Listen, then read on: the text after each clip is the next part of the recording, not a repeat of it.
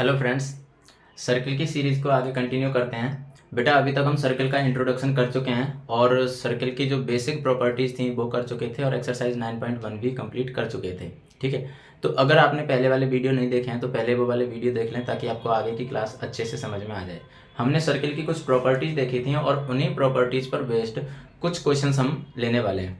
तो देखो, मैं आपको क्वेश्चन सॉल्व करवाता हूँ। आपको एग्जाम्पल फर्स्ट दिया हुआ है, आपको स्क्रीन पर भी दिखाई देगा। मैं इसमें से बुक में से देख लेता हूँ। ठीक है, तो देखो एग्जाम्पल फर्स्ट आपको क्या दिया हुआ है, मैं पढ़ लेता हूँ इसमें से। एग्जाम्पल फर्स्ट है बेटा, if two intersecting chords of a circle make equal angles with the diameter passing through the point their point of intersection prove that these chords are equal. देखो आपको जो चीज़ें गिवन है उनको लेकर के और चलना है और फिर आगे हमें जो चीज़ हम प्रूफ करना चाहते हैं वो प्रूफ हो जाएगी। जो चीज़ गिवन है बस उनको ध्यान में रखो आप। तो देखो इसने क्या बोला है कि if two intersecting chord of a circle make equal angle, यानी दो कॉर्ड दे रखी हैं और दोनों कॉर्ड क्या कर रहे हैं, एक पॉइंट पर इंटरसेक्ट कर रही हैं। ठीक, और उस पॉइंट पर, चलो मैं इसका डायग्राम बना देता हूँ ताकि आपको अच्छे से समझ में आ जाए। क्वेश्चन आपको स्क्रीन पर दिखाई दे ही रहा होगा। देखो जैसे मान लो मैंने ये एक सर्किल बनाया, ठीक है, और इस सर्किल के अंदर दो कॉर्ड हैं और दोनों कॉर्ड कैसी हैं बेटा, एक दूसरे को इंटरसेक्ट कर रही हैं। ठीक है, तो देखो मैंने दो कॉर्ड बनाई। जैसे मान लो एक कॉर्ड मैंने ये बनाई और एक कॉर्ड मैंने ये बनाई। ये दोनों कॉर्ड है, नाम दे देता हूं। मान लो ये पी क्यू है और ये आर एस है। ठीक है, पी क्यू और आर एस दोनों क्या हो गई, कॉर्ड हो गई, और ये दोनों कॉर्ड क्या कर रही हैं, एक दूसरे को इंटरसेक्ट कर रही हैं। ठीक है, आगे क्या बोला है कि ये पॉइंट ऑफ इंटरसेक्शन के साथ, पॉइंट ऑफ इंटरसेक्शन से, just a minute, point of intersection से जो डायमीटर क्रॉस होता है उससे ये क्या करती हैं बेटा, दोनों इक्वल एंगल बनाती हैं। ठीक है, तो पॉइंट ऑफ इंटरसेक्शन से जो एंगल निकलेगा, सॉरी, हाँ देखो, point of if two intersecting chord of a circle make equal angle with the diameter passing through their point of intersection, यानी यहां से क्या होगा, इनके पॉइंट ऑफ इंटरसेक्शन से एक डायमीटर पास होगा। ठीक है, जैसे मान लेते हैं कि ये एक डायमीटर पास हो रहा है पॉइंट ऑफ इंटरसेक्शन से, और मैंने मान लिया कि डायमीटर को मैंने नाम क्या दे दिया, ए बी नाम दे दिया। ठीक है, point of intersection prove that these chords are equal. आपको ये प्रूफ करना है कि ये दोनों कॉर्ड कैसी होंगी बेटा, इक्वल होंगी। ये आपको प्रूफ करना है। अब देखो इसको हम कैसे प्रूफ कर सकते हैं। अगर ये दोनों कॉर्ड को मुझे इक्वल प्रूफ करना है, जैसे मान लेता हूं मैं कि यहां कहीं इसका क्या है, ये सेंटर है। ठीक है, इस सर्किल का ये सेंटर है। अब हमें क्या करना है कि इस सर्किल पर कुछ कंस्ट्रक्शन करनी है। और कंस्ट्रक्शन क्या करनी है, आपको पता है जब हमने आपको स्पेशल प्रॉपर्टीज पढ़ाई थी सर्किल की, तो उस स्पेशल प्रॉपर्टीज में मैंने बताया था कि अगर सर्किल के सेंटर से कॉर्ड पर कोई परपेंडिकुलर ड्रॉ किया जाए तो वो कॉर्ड को क्या करता है, बाइसेक्ट कर देता है। ठीक है, तो अब देखो यहां से मान लेता हूं कि मैंने इस पर ये एक परपेंडिकुलर ड्रॉ किया, सिमिलरली मैंने इस पर भी एक परपेंडिकुलर ड्रॉ किया। मान लेता हूं कि सेंटर को मैंने नाम दे दिया O, इसको नाम दे दिया मैंने M, और इसको नाम दे दिया मैंने N। ठीक है, और पॉइंट ऑफ इंटरसेक्शन है, इसको मान लो मैं नाम दे देता हूं, कुछ भी नाम दे सकते हैं। चलो P तो नाम मैंने दे रखा है, E नाम दे देते हैं, चलो इसको E। ठीक है, E नाम दे दिया। अब आपको क्या प्रूफ करना है कि आपको ये तो गिवन है कि ये जो डायमीटर से एंगल बना रहे हैं वो कैसे हैं, इक्वल है, ये तो गिवन है। आपको प्रूफ ये करना है कि ये दोनों कॉर्ड कैसे होंगी, इक्वल होंगी। अब इक्वल कॉर्ड हम कैसे प्रूफ कर सकते हैं, देखो आपको इतना तो पता है कि जो कॉर्ड सर्किल के सेंटर से इक्विडिस्टेंट होती हैं वो कैसी होती हैं बेटा, आपस में इक्वल होती हैं। इसका मतलब है कि मैं इनको अगर इक्विडिस्टेंट प्रूव कर दूं तो मैं इनको इक्वल बोल सकता हूं।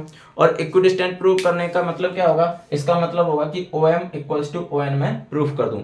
और O M equals to O N हम कैसे प्रूफ कर सकते हैं, अगर मैं इन दोनों ट्रायंगल को कॉन्ग्रुएंट प्रूव कर दूं। कौन सा, ट्रायंगल एम ई ओ और ट्रायंगल एन ई ओ।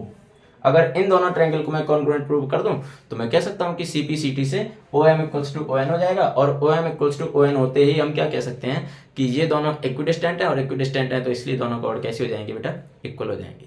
बस ये इतना सा क्वेश्चन था। चलिए तो देखते हैं इसको। इसका जब हम प्रूफ करेंगे तो क्वेश्चन तो आपको स्क्रीन पर दिख ही रहा होगा। तो प्रूफ में सबसे पहले तो आ जाएगा गिवन। गिवन में क्या आ जाएगा, P Q and R S two intersecting chord, two intersecting chord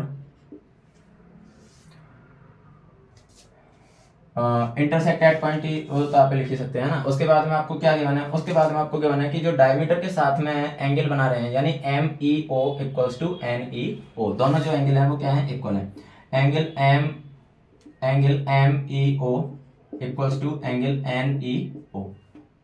ठीक है, ये दोनों एंगल कैसे दे रखे हैं बेटा, इक्वल दे रखे हैं। ठीक है, ये तो आ गया गिवन में। उसके बाद में टू प्रूव, तो टू प्रूव में क्या जाएगा, आपको प्रूफ करना है कि ये दोनों कॉर्ड कैसे हैं, इक्वल हैं, यानी P Q equals to R S, ये आपको प्रूफ करना है। उसके बाद में कंस्ट्रक्शन, तो कंस्ट्रक्शन में क्या आ जाएगा, कंस्ट्रक्शन में आ जाएगा बेटा कि आपने क्या किया है, कंस्ट्रक्शन में आ जाएगा आपने क्या कंस्ट्रक्शन किया था कि O M perpendicular P Q and O N perpendicular R S, O M perpendicular P Q और O N perpendicular R S, ये आपने कंस्ट्रक्शन किया। उसके बाद में बात आ जाती है प्रूफ की। तो देखो प्रूफ में हम क्या कह सकते हैं, प्रूफ में हम कह सकते हैं कि in triangle M E O and triangle N E O, इन दोनों ट्रायंगल को देखो, तो इन दोनों ट्रायंगल में आपको क्या क्या चीजें गिवन है। देखो एक तो आपको ये दे रखा है कि angle E M O equals to angle E N O equals to 90 degree. और ये क्यों है 90 डिग्री, बिकॉज या O M perpendicular P Q और O N perpendicular R S, या तो ये लिख दो या फिर डायरेक्टली लिख दो, क्योंकि हमने यही तो कंस्ट्रक्शन किया था, तो हम डायरेक्ट लिख सकते हैं वाई कंस्ट्रक्शन। ठीक है, उसके बाद में आपको क्या दे रखा है, उसके बाद में बेटा आपको दे रखा है कि angle M E O equals to angle N E O, ये आपको गिवन है। ठीक है, और उसके बाद में ई O equals to E O, ये क्या हो गई, कॉमन साइड हो गई, कॉमन साइड। अब आप देख पा रहे हो कि दो एंगल मिल गए आपको, एक साइड मिल गई, तो यहाँ पर कौन सा रूल लगा सकते हैं, तो हम कह सकते हैं कि hence by A S congruency triangle M E O congruent to triangle N E O. और जैसे ही मैंने दोनों ट्रायंगल को कॉन्ग्रुएंट बोला, तो अब मैं कह सकता हूं कि हेंस या therefore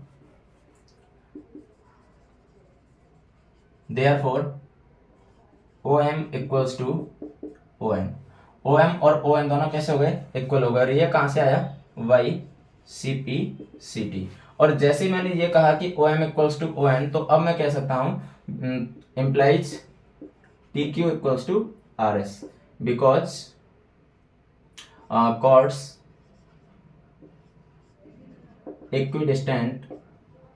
equidistant to center of circle are equal in length। जो कॉर्ड सर्किल के सेंटर से इक्विडिस्टेंट होती हैं, वो कैसी होती हैं बेटा, आपस में इक्वल होती हैं, लेंथ में इक्वल होती हैं। तो ये था आपका एग्जाम्पल नंबर फर्स्ट, जो हमने बहुत आसानी से प्रूफ कर लिया। और इसमें था भी नहीं कुछ, आपको केवल इतना सा प्रूफ करना था। ये तो गिवन था कि ये दोनों ये जो डायमीटर है ए बी, इसके साथ में दोनों इक्वल एंगल बना रही हैं। अगर ये इक्वल एंगल बना रही हैं तो ये इक्वल होंगी, ये आपको प्रूफ करना था। इसको प्रूफ करने के लिए हमने क्या किया, इन दोनों ट्रायंगल को पहले तो कंस्ट्रक्शन किया कि O M perpendicular P Q और O N perpendicular R S, बस इन दोनों ट्रायंगल को कॉन्ग्रुएंट प्रूफ किया, तो CPCT से O M equals to O N मिल गया। जैसे हमें O M equals to O N मिला, इसका मतलब क्या हो गया कि ये दोनों इक्विडिस्टेंट हैं, दोनों कॉर्ड इक्विडिस्टेंट हैं, और अगर इक्विडिस्टेंट हैं इसका मतलब ये दोनों आपस में कैसी होंगी, इक्वल। क्लियर है, तो ये था बेटा एग्जाम्पल नंबर फर्स्ट।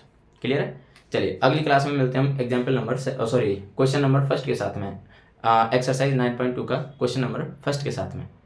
चलिए तब तक के लिए हंसते रहिए, मुस्कुराते रहिए, खेलते रहिए, पढ़ते रहिए और सफलता की ओर बढ़ते रहिए। Thank you.